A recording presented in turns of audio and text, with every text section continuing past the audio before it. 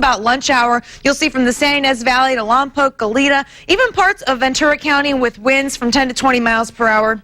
As we get into sunset, those winds will die down for the central coast, not so much for the south coast, though. We'll see winds 15, possibly up to 20 miles per hour, and the real story is going to be overnight for Ventura County. Winds are going to get into the 20s and possibly gusting even higher, but that will die back down as we get into about the 10 o'clock hour on your Wednesday, but still see some double-digit wind speeds along the central coast. I do want to show you a winter weather advisory that's in place. It's from this afternoon until early tomorrow morning. That's for the Ventura County mountains. We're going to see a system move through and not only bring those gusty winds, but also potential for 1 inch to 2 inches possible for those north-facing slopes. I think most places are just going to see a dusting, but it's going to make very dangerous driving conditions. As far as our cold weather watches, freeze watch and hard freeze watch is in effect. That goes from tonight, overnight, into tomorrow morning and New Year's Eve into New Year's Day. The difference between that is the hard freeze watch means temperatures for several hours 28 degrees or less, and the freeze watch areas 29 to right at freezing. And that's going to continue, as I mentioned,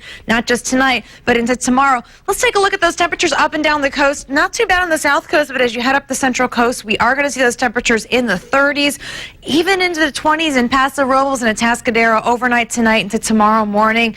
And we're going to see that cold air move into Ventura County as well. And some places are going to dip even colder for New Year's Eve. Santa Barbara, one of those areas, 39 degrees on New Year's Eve. New Year's Day will be 61.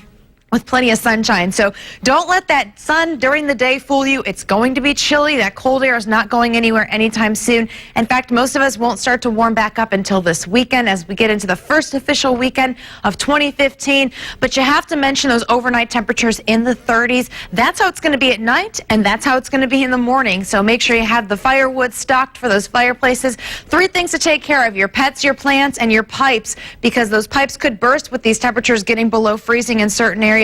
Your pets, make sure they're indoors. If you have larger animals outside, make sure they have the proper cushioning to keep them warm overnight, and to cover your plants with those tarps. That's the best advice to give you, because this is going to continue for, again, tonight, tomorrow, and even some places as we get into the weekend. The 30s continue the next couple nights for the 5 cities. Low 40s as we get into the weekend, but Paso Robles, you will not get above freezing overnight until we head